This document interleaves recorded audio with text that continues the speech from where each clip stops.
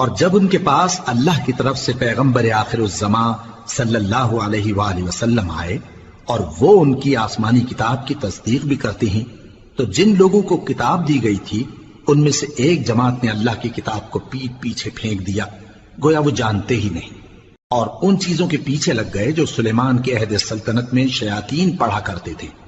اور سلیمان نے مطلق کفر کی بات نہیں کی، بلکہ شیطان ہی کفر کرتے تھے کہ لوگوں کو جادو سکھاتے تھے، اور وہ یعنی بنی اسرائیل ان باتوں کے بھی پیچھے لگ گئے جو شہر بابل میں دو فرشتوں یعنی ہاروت اور ماروت پر اتری تھی، اور وہ دونوں کسی کو کچھ نہیں سکھاتے تھے جب تک یہ نہ کہہ دیتے کہ ہم تو ذریعہ آزمائش ہیں، تم کفر میں نہ پڑو۔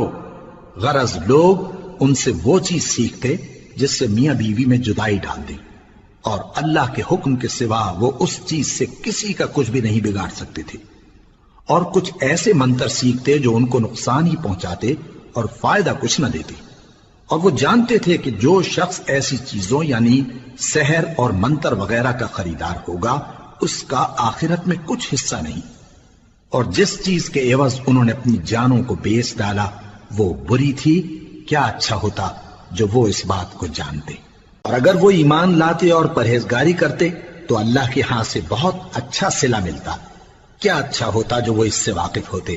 اے اہل ایمان، گفتگو کے وقت پیغمبر صلی اللہ علیہ وآلہ وسلم سے راعنا نہ کہا کرو، انظرنا کہا کرو، اور خوب سن رکھو، اور کافروں کے لیے دکھ دینے والا عذاب ہے۔ جو لوگ کافر ہیں، اہل کتاب یا مشرک، وہ اس بات کو پسند نہیں کرتے کہ تم لوگوں پر تمہارے پروردگار کی طرف سے خیر و برکت نازل ہو، اور اللہ تو جس کو چاہتا ہے اپنی رحمت کے ساتھ خاص کر لیتا ہے، اور اللہ بڑے فضل کا مالک ہے۔ ہم جس آیت کو منسوخ کر دیتے یا اسے فراموش کرا دیتے ہیں تو اس سے بہتر یا ویسی ہی اور آیت بھیج دیتی ہیں۔ کیا تم نہیں جانتے کہ اللہ ہر بات پر قادر ہے؟ کیا تمہیں معلوم نہیں کہ آسمانوں اور زمین کی سلطنت اللہ ہی کی ہے، اور اللہ کے سوا تمہارا کوئی دوست اور مددگار نہیں؟ مسلمانوں، کیا تم یہ چاہتے ہو کہ اپنے پیغمبر صلی اللہ علیہ وآلہ وسلم سے اسی طرح کے سوال کرو جس طرح کے سوال پہلے موسیٰ سے کیے گئے تھے؟ اور جس شخص نے ایمان چھوڑ کر اس کے بدلے کفر لیا تو یقیناً وہ سیدھے رستے سے بھٹک گیا۔ بہت سے اہل کتاب اپنے دل کی جلن سے یہ چاہتے ہیں کہ ایمان لا چکنے کے بعد تم کو پھر کافر بنا دیں، حالانکہ ان پر حق ظاہر ہو چکا ہے، تو تم معاف کر دو اور درگزر کرو یہاں تک کہ اللہ اپنا دوسرا حکم بھیجے۔ بے شک اللہ ہر بات پر قادر ہے۔ اور نماز ادا کرتے رہو اور زکوٰۃ دیتے رہو، اور جو بھلائی اپنے لیے آگے بھیج رکھو گے اس کو اللہ کے ہاں پالو گے۔ کچھ شک نہیں کہ اللہ تمہارے سب کاموں کو دیکھ رہا ہے۔ اور یہودی اور عیسائی کہتے ہیں کہ یہودیوں اور عیسائیوں کے سوا کوئی بہشت میں نہیں جانے کا۔ یہ ان لوگوں کے خیالات باطل ہیں۔ اے پیغمبر، ان سے کہہ دو کہ اگر سچے ہو تو دلیل پیش کرو۔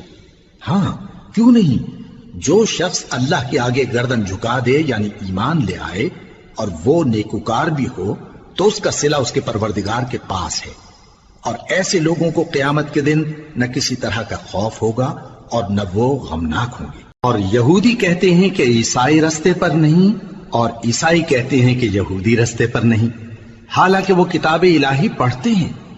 اسی طرح بالکل انہی کسی بات وہ لوگ کہتے ہیں جو کچھ نہیں جانتے یعنی مشرک۔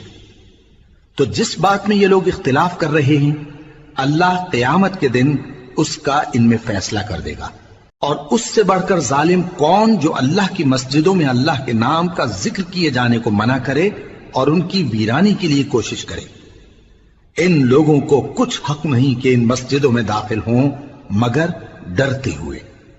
ان کے لیے دنیا میں رسوائی ہے اور آخرت میں بڑا عذاب۔ اور مشرق اور مغرب سب اللہ ہی کا ہے، تو جدھر بھی تم رخ کرو ادھر ہی اللہ کی ذات ہے۔ بے شک اللہ صاحب وسعت ہے، باخبر ہے۔ اور یہ لوگ اس بات کے قائل ہیں کہ اللہ اولاد رکھتا ہے۔ نہیں، وہ پاک ہے، بلکہ جو کچھ آسمانوں اور زمین میں ہے سب اسی کا ہے اور سب اس کے فرما بردار ہیں۔ وہی آسمانوں اور زمین کا پیدا کرنے والا ہے، اور جب کوئی کام کرنا چاہتا ہے تو اس کو ارشاد فرما دیتا ہے کہ ہو جا، تو وہ ہو جاتا ہے۔ اور جو لوگ کچھ نہیں جانتے یعنی مشرک، وہ کہتے ہیں کہ اللہ ہم سے کلام کیوں نہیں کرتا یا ہمارے پاس کوئی نشانی کیوں نہیں آتی۔ اسی طرح جو لوگ ان سے پہلے تھے وہ بھی انہی کسی باتیں کیا کرتے تھے۔ ان لوگوں کے دل آپس میں ملتے جلتے ہیں۔ جو لوگ صاحب یقین ہیں ان کے سمجھانے کے لیے ہم نے نشانیاں بیان کر دی ہیں۔ اے پیغمبر، ہم نے تم کو سچائی کے ساتھ خوشخبری سنانے والا اور ڈرانے والا بنا کر بھیجا ہے، اور اہل دوزخ کے بارے میں تم سے کچھ پرسش نہیں ہوگی، اور تم سے نہ تو یہودی کبھی خوش ہوں گے اور نہ عیسائی، یہاں تک کہ ان کے مذہب کی پیروی اختیار کر لو۔ ان سے کہہ دو کہ اللہ کی ہدایت یعنی دین اسلام ہی ہدایت ہے، اور اے پیغمبر اگر تم اپنے پاس علم یعنی وحی الہی کے آ جانے پر بھی ان کی خواہشوں پر چلو گے تو تم کو اللہ کی پکڑ سے بچانے والا نہ کوئی دوست ہوگا نہ کوئی مددگار۔